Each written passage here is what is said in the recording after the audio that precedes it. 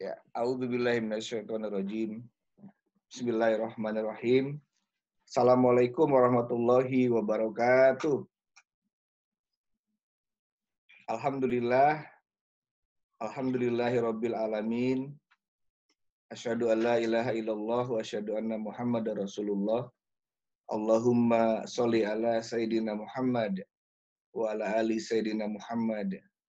La ilaha illa anta subhanaka inni kuntu minaz zalimin. Wala haula wala quwata illa billahil aliyil azim.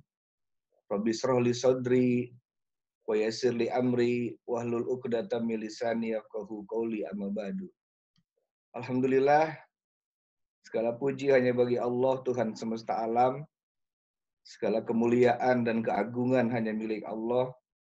Salawat dan salam kita sampaikan kepada kekasih Allah, baginda Nabi besar Muhammad sallallahu alaihi wasallam, kepada keluarganya, para sahabat-sahabatnya, para tabi'in, para syuhada, para wali, para ulama, para ustadz, dan umatnya yang sampai saat ini masih setia mengikuti ajaran baginda Nabi besar Muhammad Sallallahu Alaihi Wasallam. Sahabat Wijaya yang disayangi Allah, kita bersyukur kepada Allah. Hari ini di bulan Ramadan, kita masih diberikan kesempatan untuk bisa merasakan indahnya Ramadan tahun ini, meskipun di tengah suasana pandemi COVID-19, tapi Allah masih memberikan kita kesempatan untuk melaksanakan ibadah puasa. Dan hari ini kita diberi kesempatan juga untuk bersilaturahmi melalui kajian online.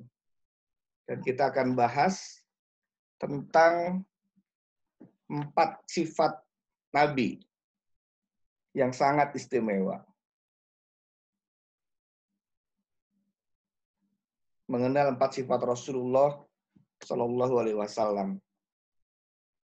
Kita salawat untuk baginda Nabi Muhammad Sallallahu Alaihi Wasallam. Allahumma sholli ala Sayyidina Muhammad wa ala ali Sayyidina Muhammad. Dan kita mulai dengan Al-Fatihah. Mudah-mudahan keberkahan rahmat Allah tercurah untuk kita semua. Al-Fatihah. A'udzubillahi minasyaitonirrajim. Bismillahirrahmanirrahim. Alhamdulillahirabbil alamin. Ar-Rahmanir-Rahim. Maliki yaumiddin. Iyyaka na'budu wa iyyaka nasta'in. Ihdinas siratal mustaqim. Siratal ladzina an'amta 'alaihim ghairil maghdubi alaihim waladdallin. Amin ya rabbal alamin. Sahabat Wijaya, apa kabar semua? Berapa orang yang bergabung? Ini karena semua di mute gitu, jadi ada sekarang masih baru sekitar 11 orang, Ustaz. 11 orang ya, oke, nggak apa-apa. Kita mulai aja ya. Iya, mulai aja. Yang Alhamdulillah. lain di mute nggak bisa bicara supaya nggak rame. Iya, oke. Ya, monggo, Baik. Ustaz. Baik, kita santai aja, kita ngobrol-ngobrol.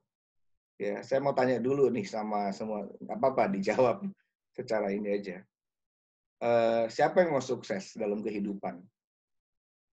Pasti kita semua mau sukses.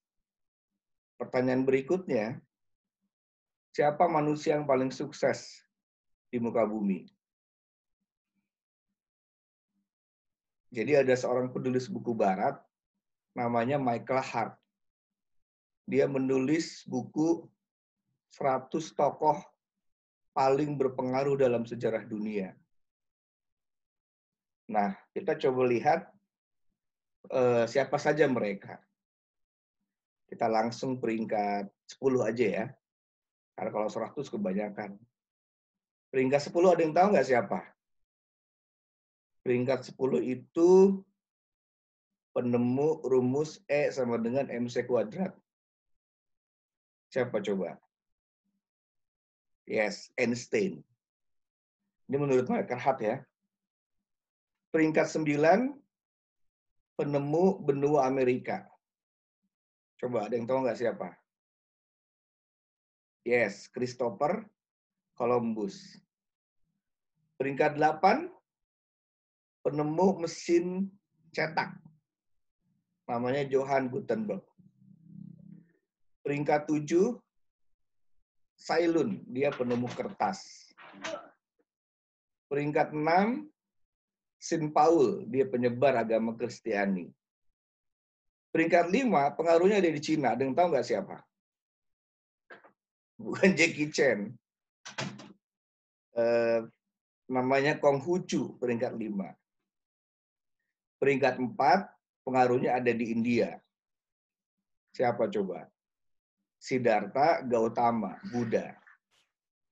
Peringkat 3, menurut Michael Hart, itu yang paling berpengaruh dan paling sukses dalam sejarah dunia, itu Nabi Isa alaihissalam. Peringkat 2,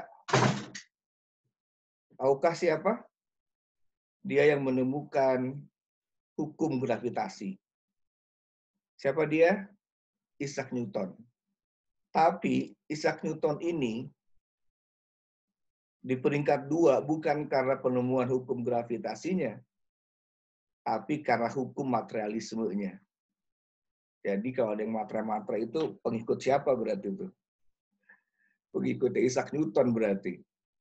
Nah, peringkat pertama, manusia yang paling berpengaruh dan paling sukses dalam sejarah dunia membangun peradaban adalah baginda Nabi Muhammad Shallallahu Alaihi Wasallam. Rasulullah Shallallahu Alaihi Wasallam, Nabi kita.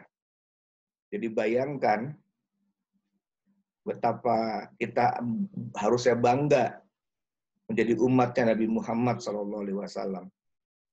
Michael Hart ini agamanya bukan Islam, tapi menempatkan Nabi Muhammad Shallallahu Alaihi Wasallam menjadi manusia paling berpengaruh dalam sejarah dunia. Pertanyaannya, apa yang dimiliki oleh baginda Rasulullah? Kenapa kok Nabi Muhammad SAW menjadi orang yang paling berpengaruh dalam sejarah dunia?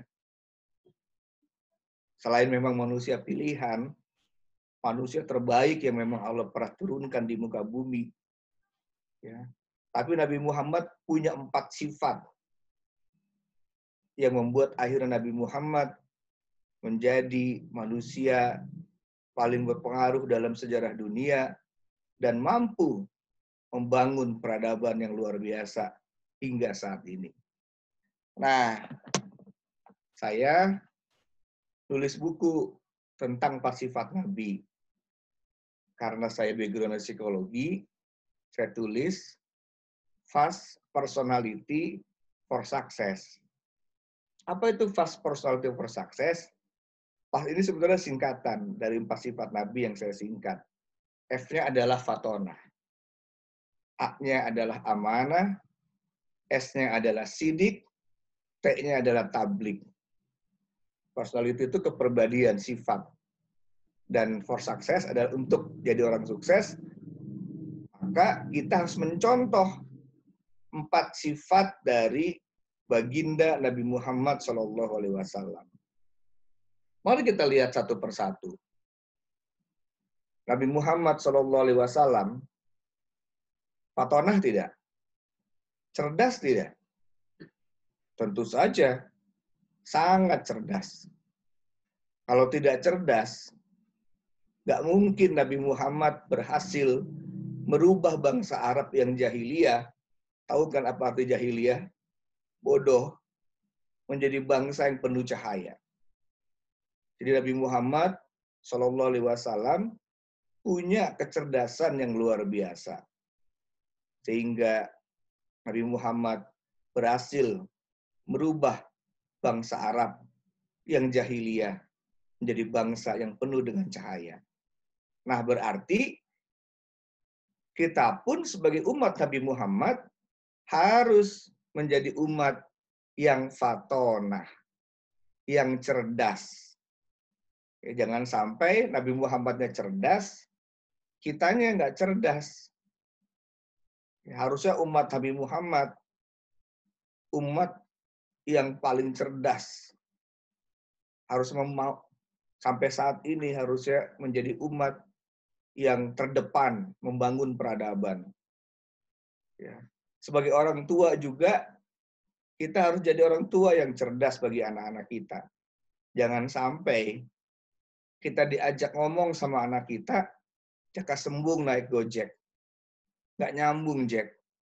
Akhirnya, anak-anak kita nggak mau ngobrol sama kita. Karena setiap kita diajak ngobrol sama anak-anak kita nggak nyambung. Dan mereka bilang, enakan ngobrol sama temen, lebih nyambung. Maka kita pun sebagai orang tua harus terus menambah wawasan kita, menambah fatonah kita, kecerdasan kita, terus belajar. Bagus ini, ada kajian online menambah kecerdasan, menambah wawasan, sehingga kita terus memberikan nutrisi sama otak kita. Ibarat tubuh, kalau tubuh kita nggak dikasih makan, misalnya nih kita puasa, pas waktunya buka kita nggak makan juga. Waktunya sahur nggak makan juga, apa yang terjadi? Lemes tubuh kita. Begitupun juga otak kita, kalau nggak dikasih nutrisi, nggak dikasih bacaan-bacaan yang berkualitas, ya, nggak dikasih asupan gizi, maka otak kita jadi lola. Loadingnya jadi lama. Jadi lemot. Enak nggak kalau ngobrol sama orang yang lemot? Kalau ngobrol sama orang yang lola, pasti nggak enak. Nggak usah jauh-jauh. Kalau kita punya handphone kita lola, maka apa yang kita rasakan? Pengennya gimana tuh handphone kita apain? Pengen kita lempar. Atau kita lem biru, lempar beli baru. Nah, begitupun juga otak kita.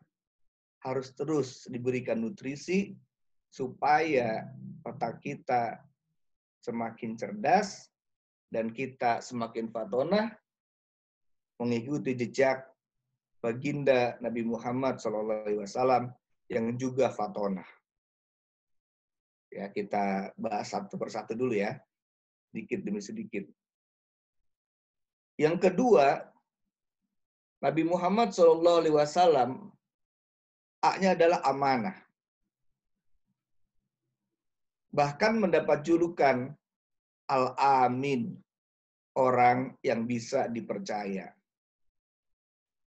Nah, kita pun juga berarti harus terus berupaya untuk menjadi orang yang terpercaya. Kita didik anak-anak kita untuk menjadi anak-anak yang terpercaya. Jadi anak-anak yang amanah. Makanya kalau pas lagi ulangan tuh ya saya suka bilang sama anak-anak saya, nak, ayah sama ibu lebih bangga kamu dapat 8 jujur daripada 6 nyontek. Ya, setuju gak? Jadi udah dapat 8, jujur. Udah cerdas, jujur. Nah, sehingga kita melatih anak-anak kita untuk jadi anak-anak yang amanah. Sehingga satu saat nanti, jika mereka jadi leader, jadi pemimpin, ketika ada yang menyogok mereka akan bilang, ambil itu uang sogokan. Lebih baik saya nggak makan nasi daripada saya makan nasi hasil korupsi. Jadi, amanah ini benar-benar dicontohkan oleh baginda Nabi Muhammad SAW. Bahkan orang-orang kafir Quraisy nitip barang sama Rasulullah. Saking terpercayanya baginda Nabi Muhammad SAW.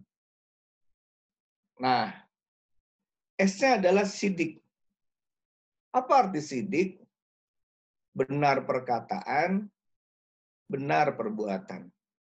Jadi Nabi Muhammad SAW antara perkataan dan perbuatan itu sejalan, selaras, inline. Jadi nggak beda antara perkataan dan perbuatan, sama. Kalau A, ya A. B, ya B. Jadi integritasnya luar biasa. Perkataan dan perbuatannya sama, tidak beda. Nah, T-nya apa? Tablik. Tablik ini adalah menyampaikan kebaikan, menyampaikan risalah Allah Subhanahu wa taala. Bayangkan saat Nabi Muhammad SAW di bulan Ramadan, di usia 35 tahun, Nabi Muhammad merenung dan berpikir di Gua Hiro, seraya bertafakur, bertanya tentang siapa di balik alam raya, siapa di balik bintang gemintang, siapa di balik rembulan dan matahari, siapa di balik pergantian siang dan malam. Hingga usia 40 tahun, Nabi Muhammad mendapatkan wahyu dari Allah Subhanahu wa taala. Allah kirim malaikat Jibril untuk menyampaikan wahyu yang pertama.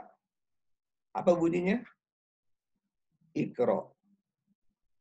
Nabi Muhammad berkata, apa yang saya baca? Iqra Muhammad. Apa yang saya baca?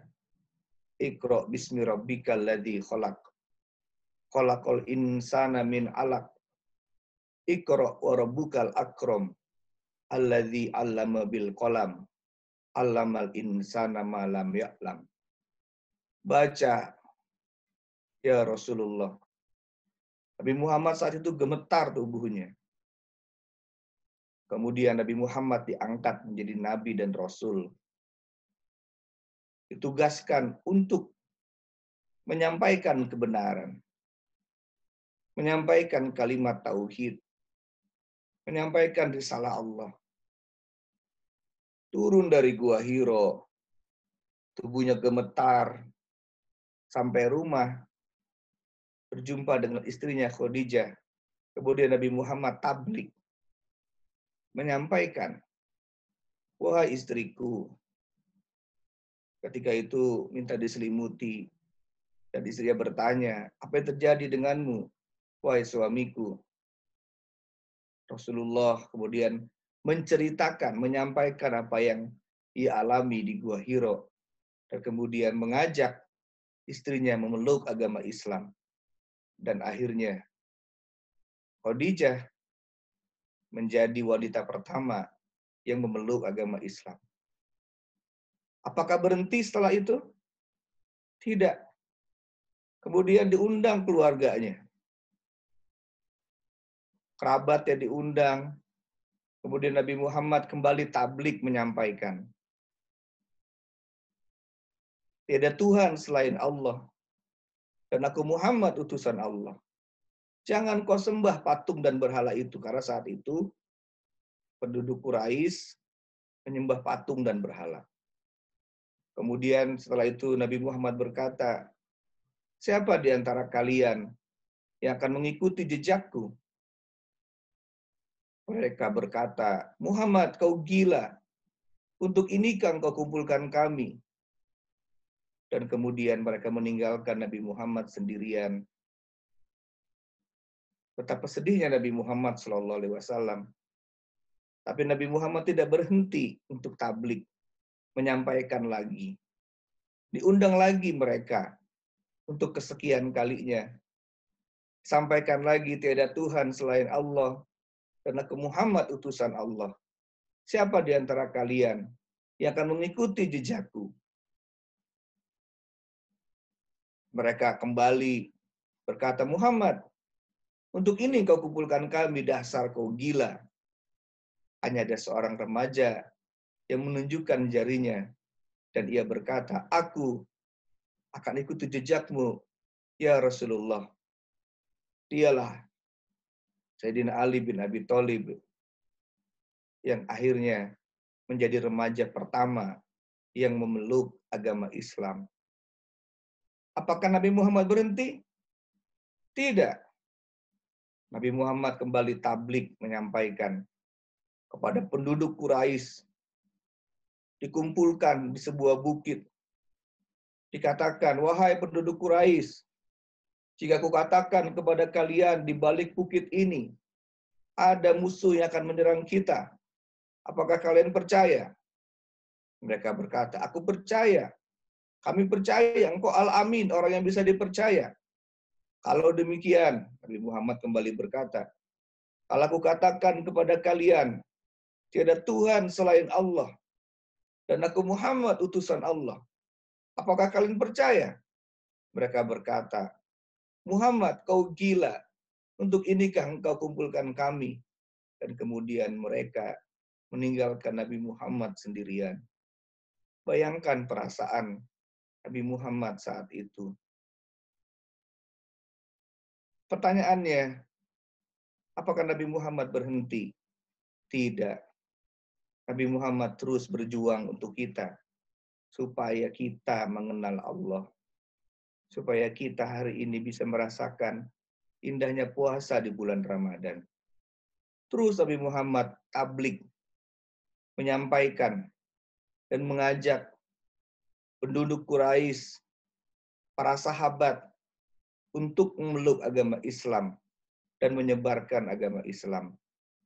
Hingga mulailah berdatangan para sahabat, beberapa sahabat yang kemudian membela baginda Rasulullah, Sayyidina Abu Bakar As-Siddiq radhiyallahu an, dan banyak lagi sahabat yang kemudian bergabung generasi awal untuk membela baginda Rasulullah Shallallahu Alaihi Wasallam. Bayangkan sahabat Wijaya yang disayangi Allah. Saat itu betapa berat perjuangan baginda Rasulullah bersama para sahabatnya. Di awal-awal perjuangan, mereka berjuang secara sembunyi-sembunyi. Karena jika ketahuan, mereka akan disiksa oleh penduduk Quraisy. Bahkan ada salah satu sahabat yang bernama Bilal radhiyallahu an, ketika diketahui ia memeluk agama Islam oleh tuannya, ia disiksa oleh tuannya. Ia ditindih batu besar. Ia diseret di padang pasir yang panas. Dijemur di terik mentari yang panas. Seraya ditindih batu besar. Dan kemudian diminta kembali untuk memeluk agama nenek moyangnya. Dipaksa oleh tuannya. Tapi Bilal hanya berkata, Ahad, Ahad, Ahad. Dan tetap bertahan untuk menjaga keimanannya. Hingga akhirnya Bilal dimerdekakan oleh Sayyidina Abu Bakar As-Siddiq radhiyallahu anhu. Sahabat Wijaya yang disayangi Allah, saat itu berat sekali perjuangan Nabi Muhammad dan para sahabat. Namun mereka tidak berhenti. Hingga datanglah perintah untuk berjuang secara terang-terangan. Tahukah apa yang terjadi? Mereka dipukuli oleh kaum Quraisy. Mereka dilempari batu oleh kaum Quraisy. Hingga mereka tubuhnya berdarah. Rasulullah pun tubuhnya berdarah. Terkena pukulan orang-orang Quraisy. Terkena lemparan batu orang-orang Quraisy. Bahkan mereka sempat diboikot 3,5 tahun, kelaparan. Tidak bisa seperti kita makan, minum dengan semau kita, tapi mereka kelaparan dan susah sekali untuk mendapatkan makanan dan minuman. Bahkan Rasulullah pernah ketika berdakwah di Bukit Taif, dengan harapan diterima di Bukit Taif, malah kemudian ketika Rasulullah tablik menyampaikan kebenaran, para penduduk Bukit Taif melempari Nabi Muhammad dengan batu hingga tubuhnya berdarah. Dan kemudian Zaid bin Harisah berusaha untuk melindungi Nabi Muhammad SAW. Betapa berat perjuangan Nabi Muhammad SAW untuk kita. Tapi Nabi Muhammad tidak berhenti. Terus berjuang untuk kita. Sehingga satu saat para penduduk Quraisy sepakat akan membunuh Nabi Muhammad SAW. Dikumpulkan pemuda-pemuda Quraisy dari berbagai kabilah, mengepung rumah Nabi Muhammad SAW, dan kemudian mereka ingin membunuh Rasulullah. Namun Allah menyelamatkan baginda Rasul,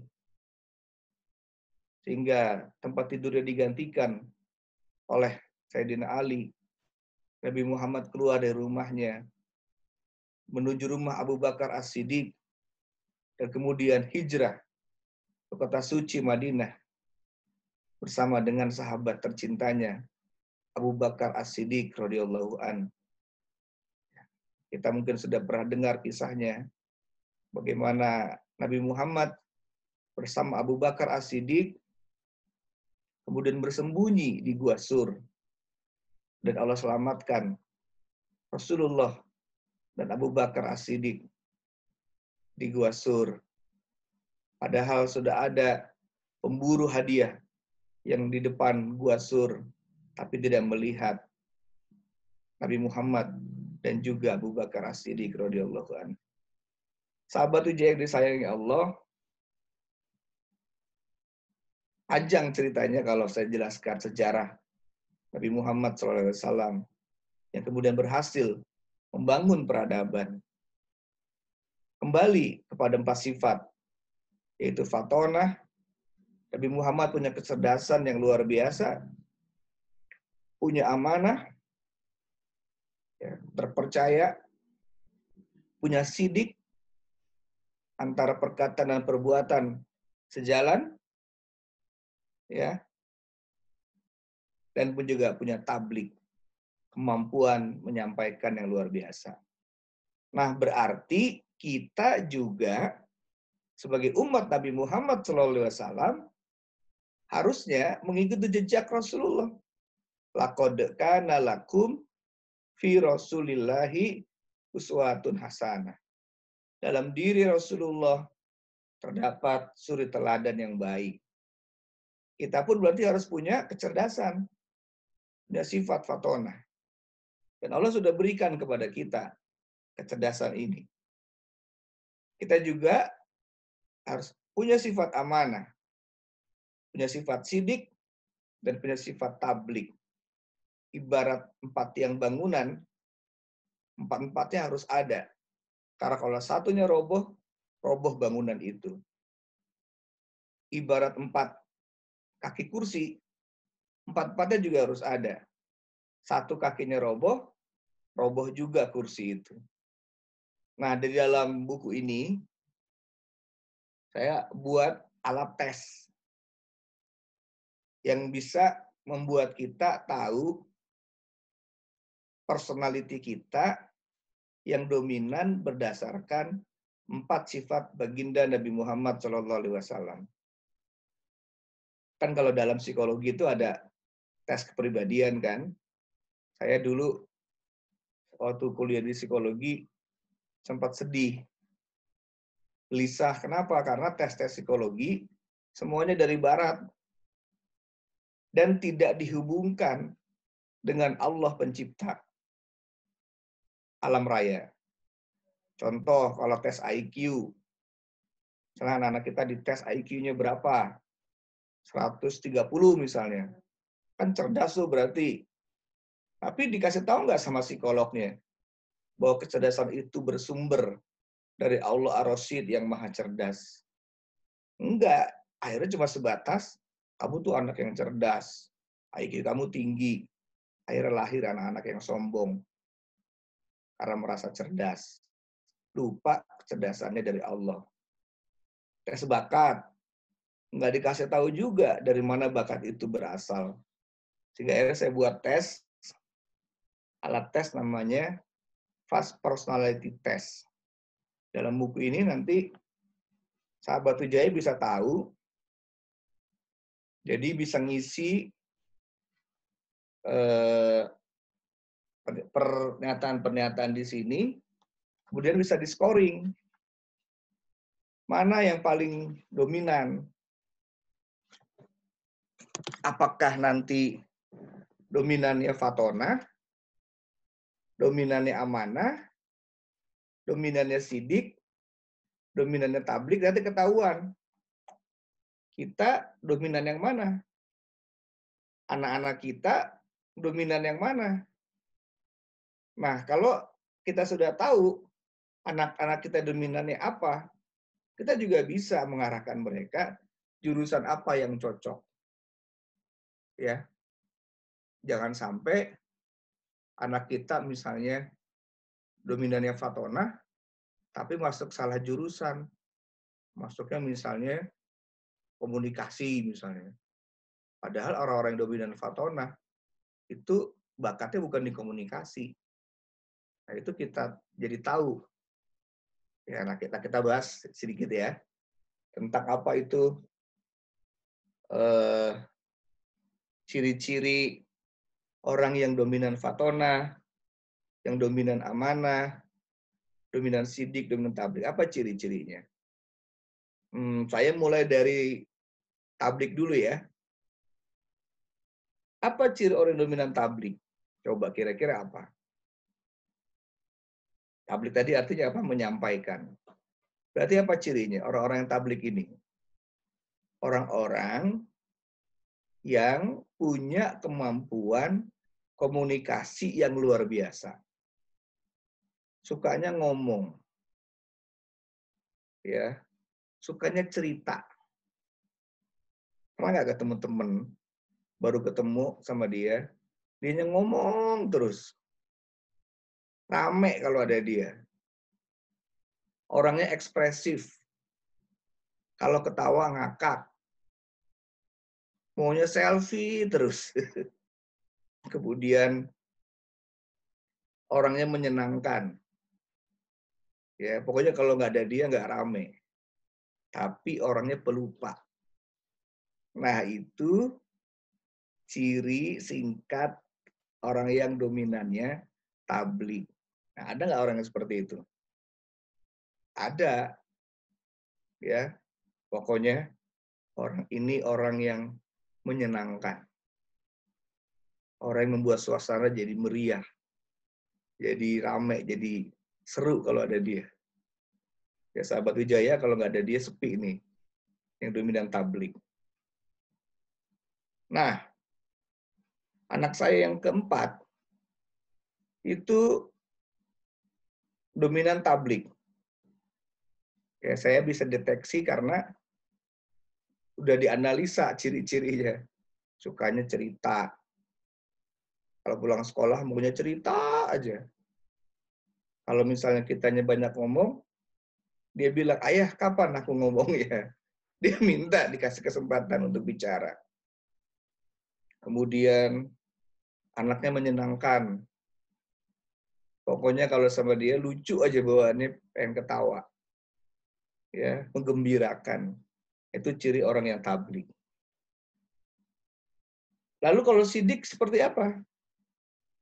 Pernah nggak ketemu orang yang baik sekali, menenangkan, menyejukkan, suka dengan kedamaian, nggak suka konflik, penuh kasih sayang, orangnya nggak enakan.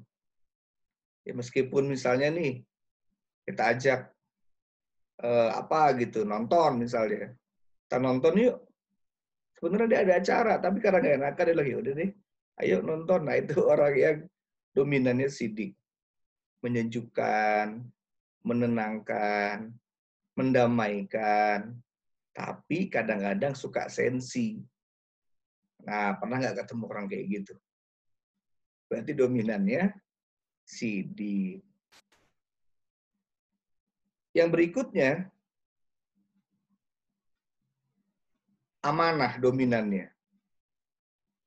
Apa tipe yang dominan amanah? Oh ya, ini yang sidik ini Saya punya anak yang kedua, itu sidik sekali. Ya, orangnya baik, nurut, nggak pernah ngebantah, penuh kasih sayang sama adik-adiknya, sukanya damai, tapi sensi, mudah tersinggung kadang-kadang, suka baper. Nah, itu dominan sidik. Ada nggak yang kayak gitu ya di Sahabat Wijaya? Nah, kalau yang dominan amanah, ini tipe orang yang punya prinsip yang kuat. Kalau sudah punya kemauan, nggak ada yang bisa menghalangi. Kalau dia udah punya mau, meskipun orang bilang jangan, dia tekan terus maju dan dia bilang, emangnya gue pikirin. Nah, visinya luar biasa, visionernya luar biasa. Kekuatan prinsipnya luar biasa. Tegasnya luar biasa. Kalau A, ya A. B, ya B. Ada nggak orang kayak gitu? Nah, itu dominannya berarti amanah. Nah, orang yang dominan amanah kadang-kadang suka ledak-ledak. Ya. Bagaimana dengan yang fatonah? Oh, ini anak pertama saya nih dominan amanah. Kalau dia udah punya kemauan, dia akan terus kejar. Sampai dia berhasil mewujudkan kemauannya. Ya, kalau udah punya prinsip A, ya udah A. Nggak bisa ditawar-tawar. Nah, bagaimana dengan yang fatonah? Nah, ini orang yang diberikan kecerdasan luar biasa sama Allah. Kemampuan analisanya luar biasa. Logikanya jalan luar biasa. Orangnya rapih, terencana. Tapi perhitungan banget. Apa-apa dihitung semuanya. Ada nggak yang seperti itu? Ada. Nah, setiap orang itu punya personality yang berbeda-beda. Ada yang kuatnya di fatonah. Ini anak saya yang ketiga. Itu kuatnya di fatonah nih. Ranking 1 terus. Kalau ulangan, rata-rata 100. 98, 99 nilainya.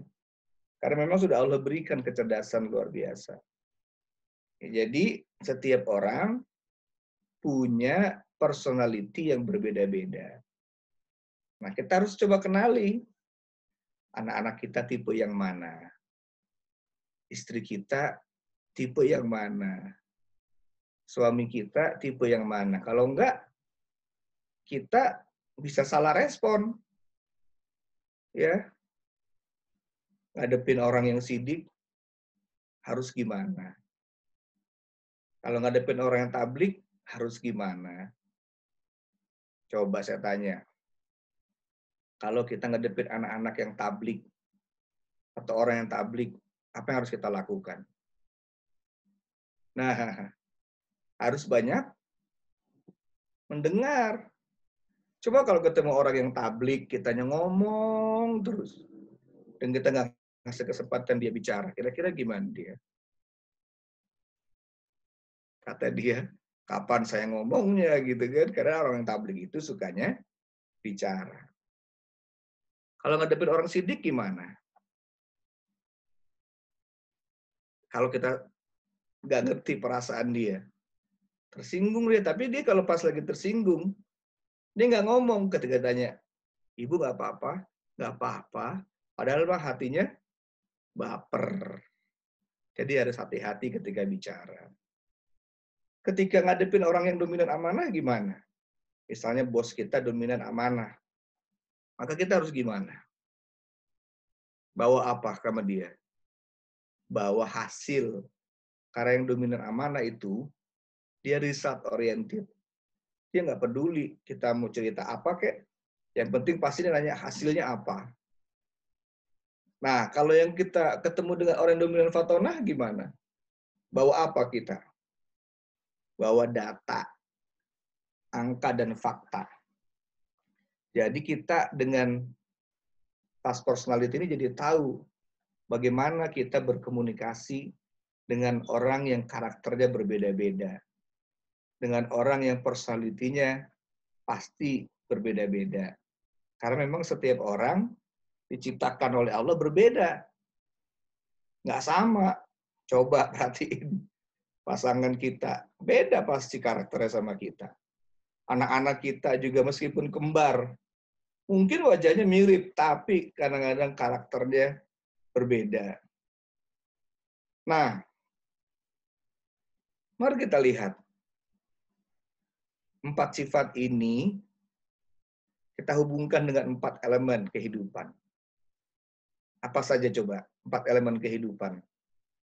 Ada air, ada udara, angin, ada api, ada tanah. Kira-kira tablik menyampaikan, mengabarkan ini itu elemen apa? Iya, angin. Bagus nggak angin? Bagus. Kalau nggak ada angin, mati kita. Tapi kalau anginnya kebanyakan, masuk angin kita. Apa artinya? Kalau kita ngomong terus sama anak kita, ngasih kesempatan anak kita bicara. Misalnya nih saya, meskipun saya seorang motivator misalnya, tiap hari ngasih motivasi terus sama anak saya. Lama-lama anak saya jadi gimana? Masuk angin. Jadi harus proporsional. Kita juga harus tahu kapan kita harus mendengar. Air, kira-kira elemen apa? Air ini sidik, ya. Sidik ini dikaitkan dengan elemen air, menyejukkan. Bagus nggak air? Bagus. Tapi kalau kebanyakan airnya, banjir. Ya kan, luber. Misalnya anak kita nggak sholat, karena kita nggak enakan, terlalu sidik, nggak apa-apa kok, yang penting damai. Akhirnya kita melahirkan anak-anak yang nggak pernah sholat. Anak kita misalnya nggak mau sekolah, nggak apa-apa kok, yang penting damai.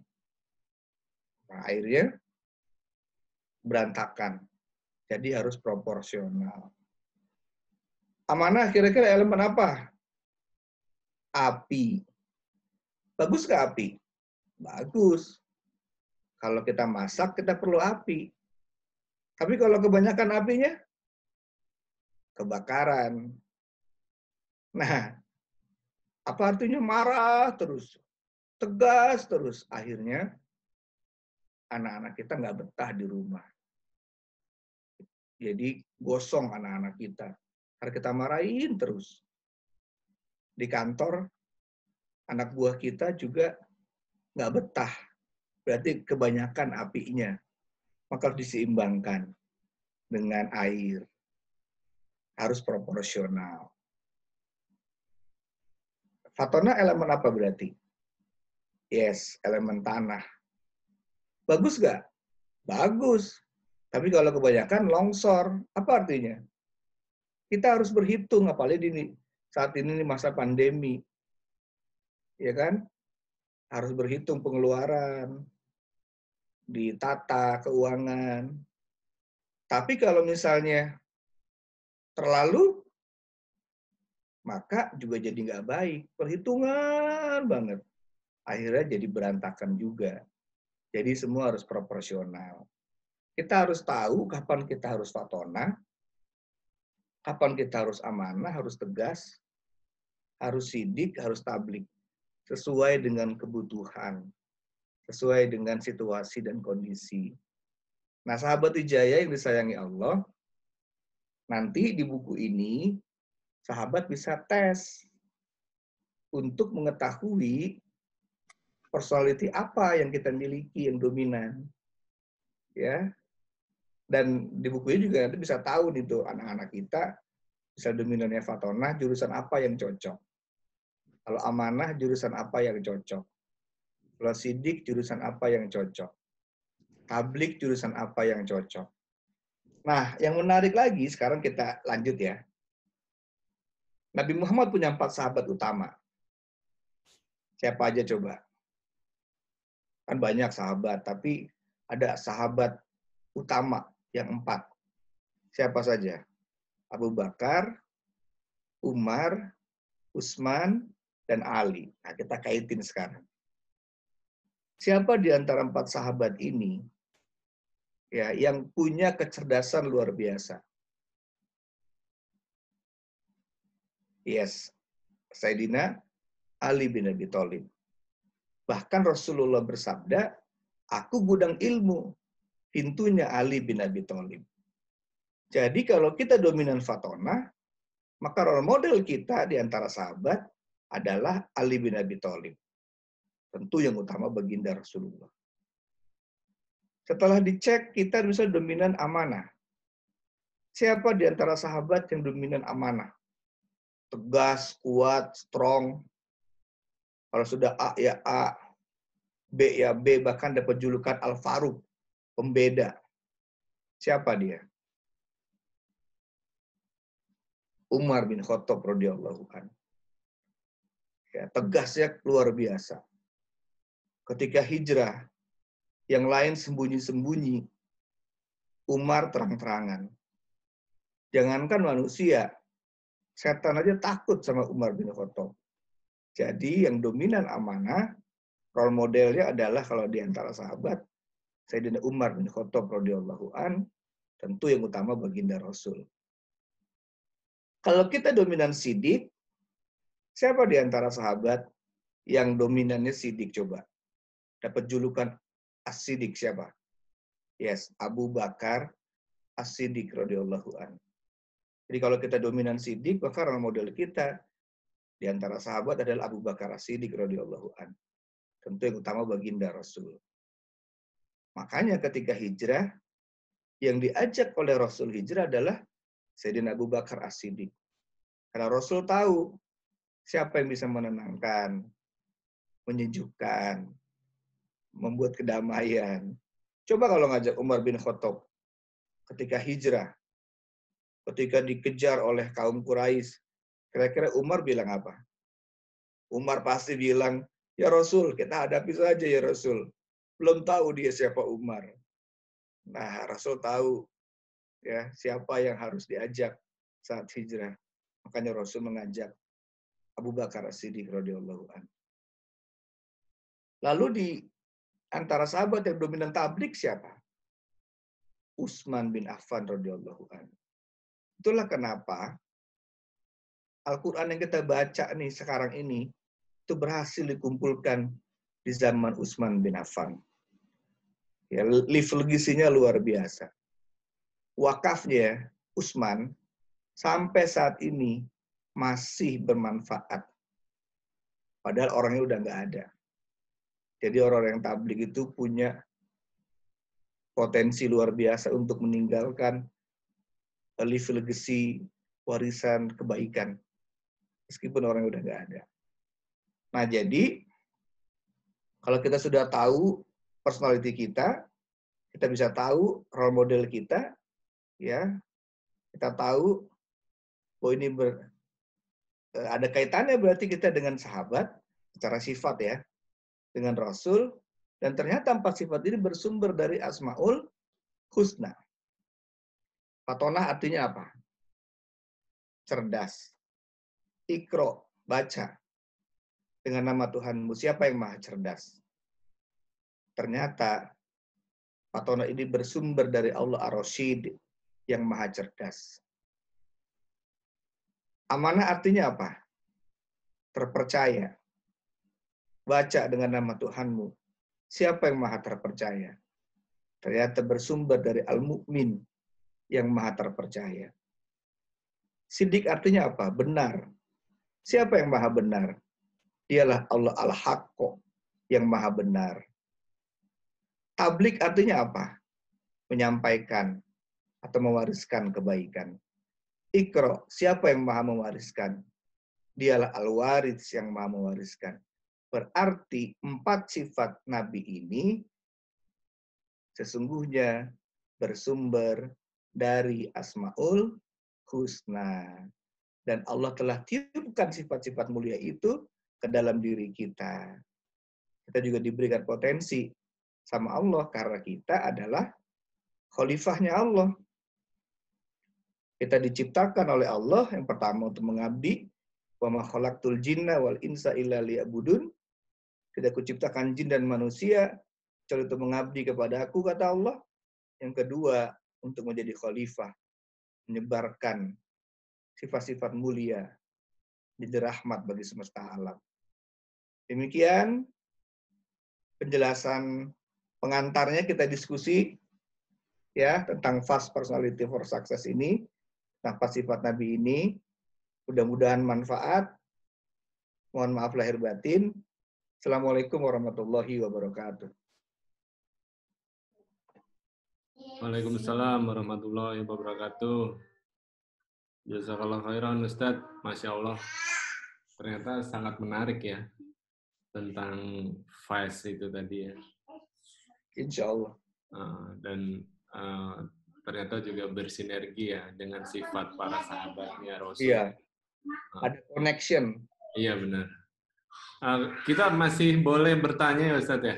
Boleh. Kita diskusi. Oke, teman-teman yang ada pertanyaan, boleh ketik di kolom komentar, nanti di open buat bertanya langsung. Dibacain ya? Bisa dibacain atau nanti bisa bicara dengan Ustadz? Ya, boleh.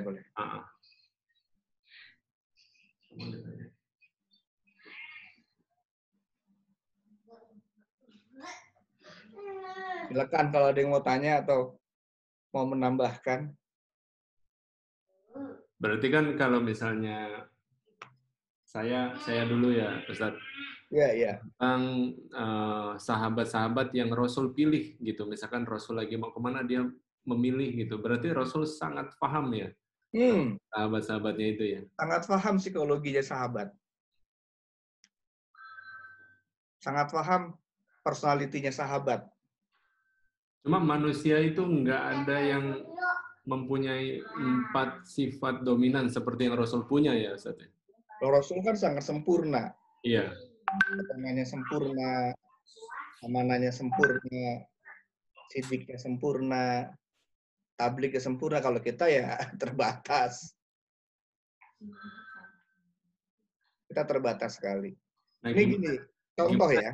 Kita mengenali sifat kita itu masuk ke yang mana gitu. Nah, ini di sini ada alat tesnya di buku ini. Jadi nanti sahabatnya bisa ngisi. Ya, alhamdulillah sih udah punya bukunya, Ustaz. Udah sempat ngisi belum? Seperti biasa, belum dibaca gitu. Itu. Mumpung Ramadan kalau bisa dibaca. Ini menarik nih, contoh ya. Kita coba kenali, cara mengenali gini. Di antara ulama deh. Siapa di antara ulama kita yang dominannya fatonah coba? Hafal ayat Quran, tahu halaman berapa, pojok kanan, pojok kiri, siapa coba? Ustaz Hadi Hidayat. Itu dominannya fatonah tuh. Siapa di antara ulama kita, kalau bicara menyejukkan, menenangkan, kalau doa kita netesan air mata. Agim. Agim. Aku pintar. Itu berarti apa? Sidik. Siapa di antara ulama kita, kalau bicara komunikasi memukau. Orang dengar. Ribuan orang. Kayak sekarang. Siapa? Abdul Somad. Nah, Ustaz Abdul Somad. Tabliknya berarti luar biasa. Siapa di antara ulama kita yang tegasnya luar biasa? Takbir! Bapak Ridwan Mukri. Ada ulama yang tegas siapa? Habib Rizik. Habib Rizik. Itu berarti dominannya amanah. Jadi kita bisa mengenali. Kan gaya bicara juga beda nggak? Iya, beda. Gaya komunikasinya. Beda. Sekarang coba presiden. Yang dominan fatona siapa presiden kita? Yang pernah jadi presiden? Soekarno. Kecerdasannya luar biasa siapa? Soekarno. Enggak, yang fatona. Habibie. Siapa? B.J. Habibie. B.J. Habibie. Itu fatonanya luar biasa kan? IQ-nya bisa pesawat terbang. Siapa dominan amanah? Tegas ya luar biasa siapa? Harto. Soeharto. Siapa yang sidik, menenangkan, menyejukkan? Nggak Ada. enakan. SBY dulu waktu pertama. Nah, ya kan? Siapa yang tablik, yang komunikasinya luar biasa? Kalau bicara memukau, Soekarno bukan. Soekarno. Jadi kita bisa kenalin dari ciri-ciri yang mereka punya. Iya, mengenali orang lain mungkin lebih mudah ya Ustadz, tapi mengenali diri sendiri yang lebih sulit. Ya. Bisa juga, tapi dengan tes.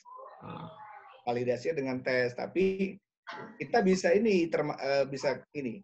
Saya ini termasuk yang mana yang suka bicara, menyenangkan orang, menenangkan, tegas, atau perhitungan. Nah, itu aja dulu tuh. Kalau saya perhitungan berarti dominan apa? Atona. Kalau saya sukanya bicara berarti dominan apa?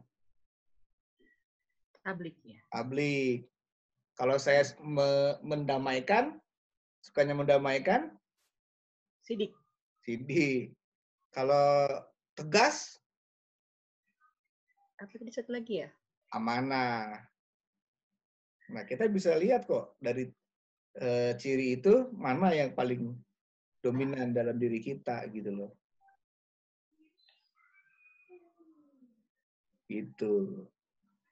Ustadz, ada pertanyaan dari yang tertulis di sini. Assalamualaikum Ustadz, mau bertanya nih, setelah mendengar penjelasan Ustadz, jadi si ibunya menilai bahwa anaknya itu tipe yang tablik. Nah, kan sekarang udah kelas 11. Namun bingung Ustadz untuk milih melanjutkan kuliah kemana. Mohon sarannya Ustadz, cocoknya ambil jurusan apa katanya. Nah, tablik itu kan sukanya kan komunikasi sebenarnya dia. Ketemu orang. Jadi jurusan yang cocok kira-kira apa? Komunikasi, PR, marketing. Sales. Iya, marketing. Tapi bisa jadi pengusaha juga. Pokoknya berkaitan dengan komunikasi. Ya. Dengan people. Jangan sampai yang dominan tablik, patonanya rendah, masuk jurusan matematika atau eksakta. Stres dia, kasihan. Ini ada kasus nih, dulu pernah ada anak berantem sama ibunya. Gara-gara ibunya maksa anaknya masuk ke kedokteran. Akhirnya ketemu saya, konsultasi, saya tes pakai FAST. Ternyata anak ini dominan pertamanya fatonah, kedua amanah, ketiga tablik, keempat sidik. Ibunya minta dia masuk kedokteran, sama seperti kakaknya. Anaknya nggak mau. Akhirnya setelah tes, saya dialog sama anaknya cowok. Bang, abang nggak suka kedokteran ya? Iya kak, tapi mama maksa tuh. Abang maunya apa? Saya maunya IT, kata dia. Nah, kenapa IT? Karena dominan pertamanya apa tadi? Fatonah. Yang suka dengan analisa, data, angka, dan sebagainya kan. Sementara kedokteran kan berhubungan dengan apa? Menolong orang, people. Kan sidiknya dia paling rendah. Ya nggak cocok. Akhirnya saya setelah itu ketemu sama ibunya. Saya bilang, Bu, ibu mau anaknya masuk kedokteran? Mau lah kak, kayak gitu. Tapi semester 6 dia berhenti. Ya nggak mau lah kak, sayang kata dia kan. Saya tanya lagi, mau ibu anaknya masuk kedokteran? Mau, tapi setelah jadi dokter, nggak praktek dokter. Banyak kayak gitu. Banyak. Saya punya temen kuliah kedokteran, malah bisnis asuransi. Karena nggak sesuai dengan personality-nya. Jadi hati-hati nih buat para orang tua.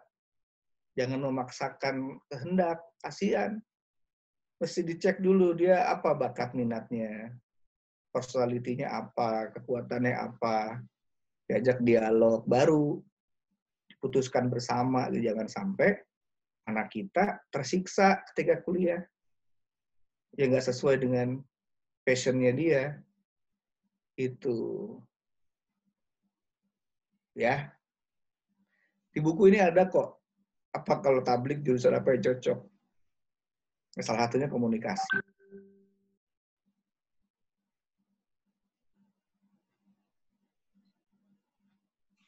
Kalau Ustaz, teman-teman masih ada yang mau bertanya, dipersilahkan. Tadi yang udah open mic, boleh. Mana tadi Bibo ya?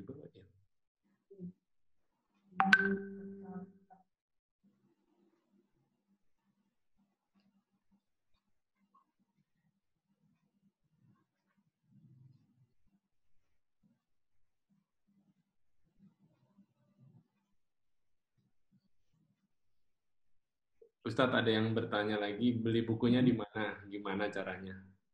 Bisa pesan nanti. Di koordinir aja. Atau bisa Instagram atau langsung ke WA saya juga boleh. Nanti dikirim. Oh, dapat tanda tangan ntar ya, Ustadz ya? Boleh, ada tanda tangan. Di Gramedia ada sih, cuma kan pasti repot. Kalau mau nanti pesan, saya di data, nanti saya tanda tangan, saya kirim. Gitu. Ustadz, mulai ada beberapa pertanyaan lagi. Tadi sempat dijelaskan menghadapi orang yang memiliki 4 sifat tersebut. Terkadang orang yang fatonah dan amanah berbanding terbalik dengan sidik. Dia tegas berbicara tentang fakta, tetapi penyampaiannya mudah menyinggung. Sebaiknya bagaimana menghadapinya? Atau bagaimana jika kita demikian agar tidak mudah menyinggung orang dalam menyampaikannya? Terima kasih, Ustaz. Iya. Ya memang kalau yang dominannya amanah dan fatonah, dia tegas, dia berdasarkan data fakta, kadang-kadang nggak pakai perasaan. Makanya orang harus belajar ya, Tat ya? Iya, harus belajar 4 sifat ini. Makanya tadi saya bilang kan harus proporsional. Dia harus tahu juga bahwa dia punya sidik. Sorry. Dia harus tahu bahwa ada 4 elemen ini. Makanya dia harus bisa menyeimbangkan kapan dia harus sidik yang dikeluarin, kapan dia harus api yang dikeluarin, kapan dia harus berhitung, kapan dia harus tablik. Jadi harus tahu, harus dilatih 4 sifat ini mana yang harus dikeluarkan ketika ketemu dengan orang yang sidik. Maka harus gimana kita? Bicaranya harus hati-hati. Karena orang yang sidik sensi. Ya, apalagi udah lagi dominan sidik, lagi mau dapet. Nah, itu sensinya luar biasa. Ini buat para suami harus lebih hati-hati. Ya, dibatuk deh. Jadi harus tahu kapan harus tablik, kapan harus amanah. Tapi kalau pas kita harus ngeluarin api, tegas ya tegas. Nah, kalau kita harus ngeluarin fatonah, berhitung ya berhitung. Ini contoh. Saya waktu itu ketemu klien. Ternyata klien saya ini tablik. Saya kan tablik. Tapi saat itu saya harus ngeluarin jurus apa? Jurus mendengar, jurus sidik. Ya udah saya banyak dengar meskipun saya dominan tablik. Jadi kita harus tahu mana harus kita keluarkan. Nah, bagi yang dominan fatonah sama amanah, maka harus juga melatih sidiknya. Jangan sampai akhirnya menyinggung perasaan orang. Bisa kok dilatih. Karena sebenarnya kita punya 4 sifat ini, cuma dominannya yang berbeda-beda. Gitu, Mas. Ya, Ustaz. Pertanyaan lain, Ustaz. Assalamualaikum. Bagaimana kalau justru minat si anak itu tidak sesuai dengan bakat dan personalitinya? Cara ngarahinnya gimana? Lagi pula kan kalau anak masuk masa remaja tuh lagi merasa pede-pedenya, merasa paling tahu gitu. Gak apa-apa gini. Yang penting diajak dialog, diajak ngobrol. Anak itu kan kadang-kadang pengen didengar. Nah, kalau bisa dites dulu. Karena kan dengan tes itu menjadi tervalidasi. Jadi ilmiah gitu loh. Habis itu diajak ngobrol, diajak dialog. Ya kan? Insya Allah kalau dikasih pengertian, dikasih kesempatan untuk menemukan bakat minatnya secara ilmiah, insya Allah anak ngerti kok. Saya alhamdulillah 4 anak saya itu mereka udah tahu masing-masing kekuatannya apa. Padahal masih yang satunya masih kelas yang pertama tuh SMA kelas 11. Iya kelas 11 ya. Nah, kelas 2 tuh berarti kelas berapa tuh? Ya, kelas 10. Kelas 10, tapi dia tahu dia udah dominan amanah. Jadi dia tahu kekuatannya apa. Yang kedua itu dia baru SD kelas 6. Mau SMP, tapi dia udah tahu kalau dia sidik. Tahu kekuatannya apa. Yang ketiga itu Fatonah, tahu dia kekuatannya apa. Yang keempat bahkan yang SD kelas 2 pun dia udah tahu kalau dia itu tabligh. Udah bisa kita ajak untuk bicara, untuk ajak ngobrol gitu. Makanya kita sebagai orang tua mesti dekat sama anak-anak kita. Kesempatan nih, selama masa pandemi, kita dari hati ke hati ngobrol sama anak-anak kita, mengenali bakat minat, potensi anak-anak kita, mengenali personality mereka. Bagus nih kesempatan nih. Sebulan lebih kita bisa menganalisa, melihat, merasakan, dan melihat potensi anak-anak kita. Gitu. Insya Allah kok bisa diarahkan kok. Asal kita ajak dialog, ajak ngobrol dari hati ke hati. Gitu. Ya Ustadz, saya baru tahu ya Ustadz, siapa kemarin yang baru almarhum, lupa namanya, yang anaknya 12 atau 13 itu semua hafiz semua. Iya, iya.